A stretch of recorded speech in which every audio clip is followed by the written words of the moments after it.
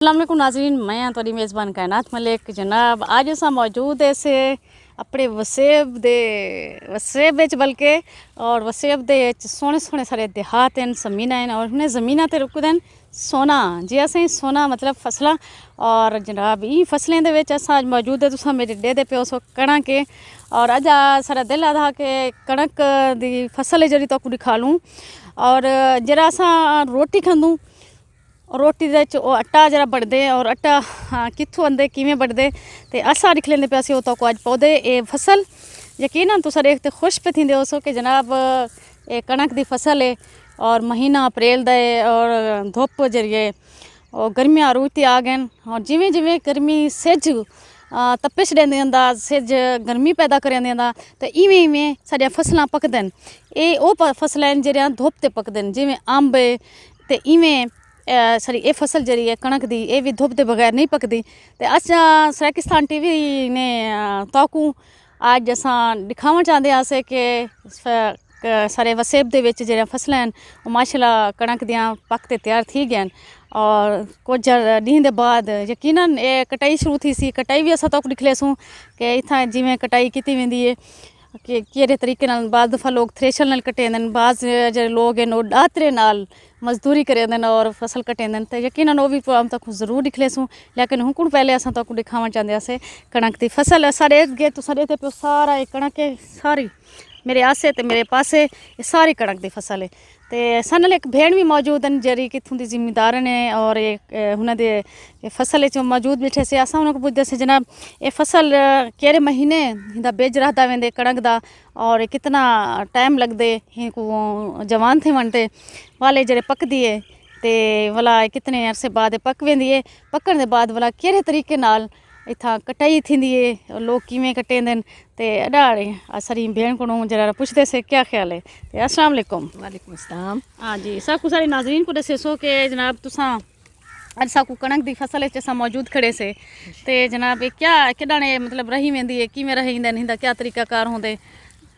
पहले तो बीबी इतना कि जेरे ना ज़मीन को तैयार किया वेंदे कि गंद रहावण वास्ते उनके वास्ते को ट्रैक्टर की हल मारन की जरूरत होंगी है वाला उनके नाल खाद पानी बीज ये को मिलते सारिया चीज़ां यानी कि हल मरवा के ज़मीन तैयार की वेंदी है। उनके बाद बीज सटिया वेंदे उनके बाद को हफ्ते हफ्ते पानी लगता होंदे उनके नाल ये 1 ते 6 महीने 3 महीने 5 महीने यानी कि मुख्तलिफ बीज होंदे ना उही इंदे नाल पक वेंदे ते हुण इंदी मौसम आ गई है एक कणक सारी पक्की पई है इंदे नाल हुण इंदी गंदम दी कटाई शुरू थी सी। लिहाजा असां थ्रेशर नहीं से अफोर्ड कर सकते क्योंकि उनकी वजह यह है कि अगर ज़्यादा सारी पैदावार होवे तो पिछे बंदा थ्रेशर अपना मशीनरी ला गिंदे। अगर ज़्यादा पैदावार ना होवे 2-3 वीघे 4 वीघे 5 वीघे होवन तो उनके नाल असां औरतें किने कणक कटवेंदू वो सुबह सुबह आंदे दातरियां च आंदे अपना कट सटेंदे वाल शाम दे टाइम बात इन्हें को कट्ठा करेंदे वाल एक जात जमा कर देंदे वाल उनके नाल गंदम तैयार थी वेंदी दाने निकलंदे ते नाल माल दा भों भी होंदे। अच्छा तुसा जेरी गाल कीती ना कि तुसा आखे कि जनाब सवेर नाल ठंडे वेले औरतां आंदे न ते ओह कट ते थां गंढे मतलब शाम दा तुसा गंढे बनेंदो बधिया वेंदे बकायदा। तुसा ये दसे सो कि जिवें तुसा आदे पे कि इत्थां जरा ना घट अगर पैदावार होवे विघे मतलब कुछ हाँ ज़्यादा पैदावार मुरब्बे दी तादाद अगर हाँ वल थ्रेशर वगैरह तो सलाद नो मशीन वगैरह तो जल्दी यू थी वेंदे नाल ते मिस दाने निकलंदे लेकिन मशीनरी दूजी होंदी कटेंदी है जेरी लेकिन अगर सारी मुरब्बे दे फसल होवे ते वाल पीछे असां मशीनरी लागने अगर थोड़ी जी होवे ते पीछे खुद काट खुद काट अच्छा खुद काट दो। अच्छा इत्थां क्योंकि पहले अगर इन्हें मशीनें को पहले ते लोग अपने हत्थे नाल मतलब कटेंदा डातरी होंदी विंगार होंदे लोग आंदे हैं मेहनत मजदूरी करेंदे हैं वाल फी विघे दा क्या हिसाब होंदा वो पैसे गिनदे दाने गिनदे क्या तरीकाकार होंदे? दाने गिनदे यानी कि फी बीघा वो गिनदे 3 मन। अच्छा उनके अंदर 7 मजदूर काम करेंदे वो अपना जितनी देर च 1 बीघा अगर कट गिनदे तो 1 बीघे दी उन्हें दी यानी कि मजदूरी है 3 मन। 3 मन दाने मतलब 3 मन दाने मजदूरी पैसे नहीं गिनदे। अच्छा दाने गिनदे जड़न थ्रेशर लगती है तो उनके नाल बाकी को भी थ्रेशर वाले कोई दीवेंदे तो वो भी मजदूर भी गिन के वेंदे। अच्छा अपना हिस्सा यानी कि सिर्फ कटाई कटाई जरे कटते मतलब गंढे बड़ा ते एक जाते पेड़ बड़े देन जी जी हुंदे उते कट्ठा जमा कर देंदे ते हुंदे नाल ओ 3 मन दाने। अच्छा फी बीघा 3 मन दाने। अच्छा ही 1 बीघे को कटना से कितने लोग काम करेंदे? 7 लोग काम करेंदे। अच्छा मुख्तलिफ लोग होंगे कोई डू भी खड़ तींदे अपनी मर्जी नाल जिवें ज़्यादा गरीब होंगे डू खड़ तींदे ते कट देंदे उनके बाद वाला अपना जमा कर देंदे उनके बाद गिंदे वो 3 माणन बेशक उन्हें दी मर्जी वो 10 बंदे आवन उन्हें दी मर्जी वो डू आवन उन्हें दी मर्जी 1 कप है लेकिन वो गिनसी 3 माण यानी कि फी विघा जरा है वो तोड़ा 3 माण मुक्का वा होंदे उहदे जो बेशक वो एक बंदा कटे या वो अपने ढेर सारे बंदे गिनते आवे वो अच्छा ये 1 विघा तुसा कितने झाड़े मतलब वो कट गिंदन अगर वो ज़्यादा बंदन तो वो इमें 2 घंटे कने पहले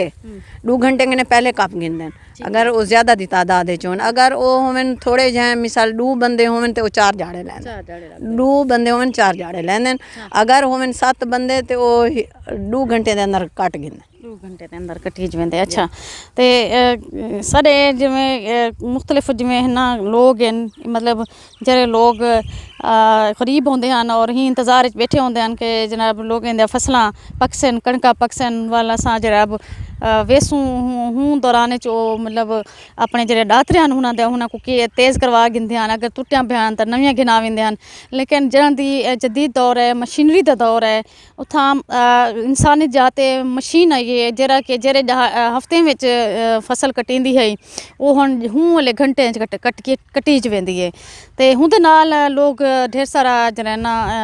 बेरोज़गार भी थे क्या वो लोगों को वाला कोई ब्याह भी हुनर उन्होंने सीखे या सिर्फ वो हुण बेरोज़गारी दे आलम च बैठन बस बेरोज़गारी दे आलम च घरे च बैठन तै क्योंकि हुण आबादियां वध गए लोग फसलां रावण छोड़ दिते ने ज़्यादातर लोग घरें च बैठन बस उन्हें दी यह ख्वाहिश होंदी है कि असां कच्चे दा रुख करूं भी उता फसलैन भी उता मन ते अपना रोटी रोज़ी कमाओसूं यानी कि हर कोई अपने घर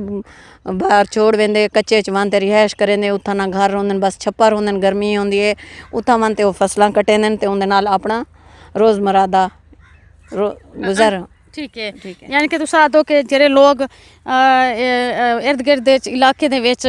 फसलां आबादियां मतलब थी वंदे नाल आबादियां हुंदी थी आबादियां ई थी कि भी इत्थां टाउन बढ़दे वेंदन जित्थां असां जेह्ड़ी जगह ते मौजूद हूँ मतलब एक कुछ अरसे बाद इत्थां यकीनन आबादी वध वेसी टाउन बढ़न पे वेसन ते नाल जेह्ड़े फसलां हैं ये ख़त्म थी वेसन मैडे दी पियां कि जित्थां असां इत्थां मौजूद खड़े से जित्थां ये सारे मतलब सिट्टे दे पे हिंदे नाल अच्छा आबू बनाए वेंदे हन ही कणक दे नाल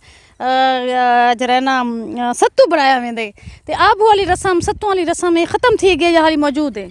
है भी मौजूद मिस जो जेरे लोग भी इत्था किने अपना यानी कि शौक रखते हैं तो वो ज़रूर ही बने देन जेरे लोग नहीं शौक रखते वो नहीं बने दे साढ़े रिश्तेदार शहर तो दूर तो इलाके तो जेरे शहर च रहिंदे वो हुण भी आंदे ही टाइम भी बने देन आंते आबू बने देन उन्हें को आंते पानी दे चिन्ने को कच्चे कच्चे सीटे कोई ना को डेगने ने को पटते उन्हें को यानी कि एक टीन दे विच उबाल गिंदे कई बर्तन टीने च उबाल गिंदे उबालन दे बाद उन्हें को सोटे नाल छिड़केंदे ते उंदे नाल वो बन वेंदे जी आबू बन वेंदे उंदे नाल वो शौक नाल खांदे यानी कि दिल नाल आंदे शहर किने ते इत्थां ए आबू खावन वास्ते उंदे बाद इत्ते वाले सत्तू बनदे सत्तू ते जेले सत्तू दा तरीका ये उंदे में से ते नवी कणक दा ते सत्तू बनेंदे कहनी कुछ लोग पुरानी सा कणक जेरी गंदम बची पी होवे उंदा सत्तू बनेंदे क्योंकि वो ठड्डा ढेर होंदे ठीक है ना ते नवी जेरी कणक है इंदा सत्तू गर्म होंदे इन वास्ते कुछ लोग बना गिंदन कुछ लोग नहीं बनेंदे क्योंकि पुरानी गंदम दा ही बनेंदे ठीक है अच्छा गर्मी वास्ते बहुत चंगा होंदे हो ठीक है ए जनाब इत्थां मशरूब भी जिवें सकूं सारी भेड़ दसे दे पैन के मशरूब बनाए वेंदे यानी कि लोग जेह्ड़े पुराने जेह्ड़े कणका बचा पिया होंदन घेन सटेंदन कि भला नमियां जेह्ड़ा तो सीजन आंदे नमीं गंदम दा ते पुरानी जेह्ड़ी गंदम बची पी होंदी उंदे नाल सत्तू बने सत्तू एक मशरूब है जेह्ड़ा कि लुक कोणू गर्मी कोणू बचें दे और बकायदा तौर ते तुसां देखो कि हुण पहले तो घरें च इस्तेमाल थींदा लेकिन हुण हिंदी बकायदा तौर ते दुकानां भी हैं जिन्हें नाल जेह्ड़ा जित्थां घोटा बदाम होंदे जित्थां ब्याह मतलब शरबतां आंदे न उत्थां सत्तू दी भी बड़ी मांग होंदी है और लोग बड़े शौक नाल जरा ना सत्तू जीरा सड़ते लाची नाल पीसवा ते बड़े शौक ते ज़ौक नाल पींदे ते जिवें हुण साढ़े भेड़ असेंदे पैन ये आबू ये जरा देते पियो ना ये खुश्क तेरे सामने ये खड़ी है सिट्टा खड़े ते इवें ये हाली ये खुश्क थींदा वदे सावा है ते यही सावे सिट्टे को पटते भा दे विच जनाब पकाए वेंदे यानी कि इतना ना साड़ो उतला जेह्ड़ा आबू इन्हें दे छिलके ने जेह्ड़े सड़ वेंदे न उंदे बाद डंडके दे नाल इन्हां को साफ कीता वेंदे साफ करते जेह्ड़ा दाने निकलदे बड़ा लजीज दाना होंदे बड़ा टेस्टी दाना होंदे लोग शौक नाल खंदे और ना सिर्फ शौक नाल खंदे बल्कि अपने दोस्तों को रिश्तेदारों को भी बतौर गिफ्ट सौगात भी भेजेंदे ते बहु खाई सकदो हाँ जी इवें खाली जी जनाब ये एडे दे पिओ दाना इन विचों इन्हें मिस काढ़ी ते मैं इवें खंदे पिया बड़ा मज़ेदार है। तो जनाब बिल्कुल बहुत सोहनी सारी फसल सारा सोना और अल्लाह करे कि सारे पाकिस्तान जड़ी फसलां इवें हमेशा लहलांदे रहन, सारे देहात जिवें इवें सरसब्ज रहन, इवें पाकिस्तान अपने इंदे विच खुद खफील रहन। वो चाहे कोई भी फसल है, कोई गंदों में वो कड़क है, वो चीनी की सूरत गन्ना है, गुड़ है, या दालियां या जो भी सब्जियां भी हैं, तो अल्लाह करे कि सारा मुल्क खुद कफील ही रह वने, असां बाहर एक्सपोर्ट करूँ, असां को घिलना ना पवे, क्यों जो असां बाहर लूँ जब घिंदूँ तो बड़े सारे महंगे दामों असां को वाला फरोख्त थींदी है। उनकी वजह है कि उतों दी एक तो टैक्स अदा करना पौंदे, वालो सामान चावण वास्ते जो जहाज़ इस्तेमाल थींदे उनका किराया देना पौंदे, और वो असल जी कीमत होंदी हूँ को कई गुना ज़्यादा थी ते जड़े मार्केट चंदी है, तो यकीनन आम आदमी की कुत खरीद को बाहर थी वेंदी है। तो हिंदे नाल कायनात मलिक को ॾिसो इजाज़त, ज़िंदगी वफाक रेसी ता वल हज़रत सां अल्लाह हाफ़िज़।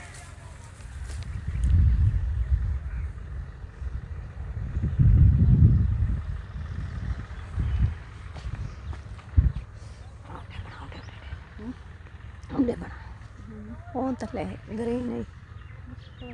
ਉਹ ਤਾਂ